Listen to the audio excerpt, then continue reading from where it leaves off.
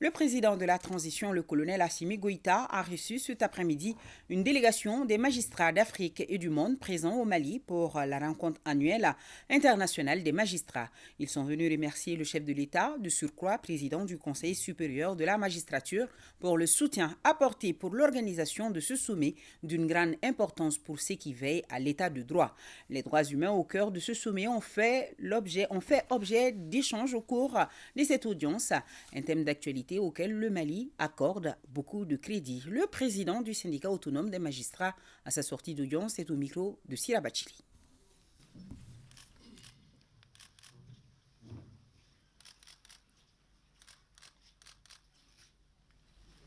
On était venu remercier le président de la transition pour son soutien, pour le soutien du gouvernement à l'organisation de ce congrès-là. Une visite de courtoisie et des échanges par rapport notamment à la problématique, n'est-ce pas, du respect des droits de l'homme et surtout de faire comprendre à nos étrangers que le Mali était tout à fait un pays fréquentable, loin de tout ce qu'on dit sur les ondes à l'étranger.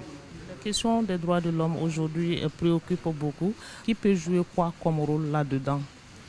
Les magistrats, et partout au monde, que ce soit au Mali ou à l'étranger, les magistrats sont réellement très regardants par rapport au respect strict des droits de l'homme.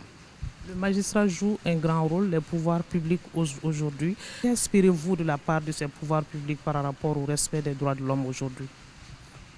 Madame, vous saviez, partout il y a ce tiraillement entre le judiciaire, l'exécutif et le législatif.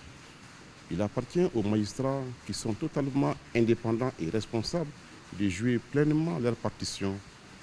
Et cela, on le fait sans état d'âme. Qu'est-ce que vous avez eu comme assurance de la part du président de la transition en tant que président du Conseil supérieur de la magistrature quant à la continuité de vos activités, quant au soutien des pouvoirs publics aujourd'hui aux magistrats? Vous saviez, le président de la transition est un homme fortement légaliste.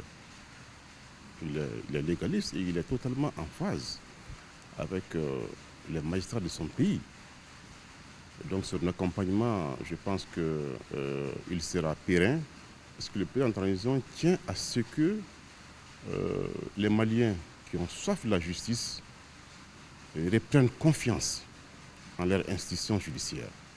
Donc le président de la République est prêt aujourd'hui à tout mettre en œuvre pour aider les magistrats pour que le droit soit dit et pleinement dit partout au Mali.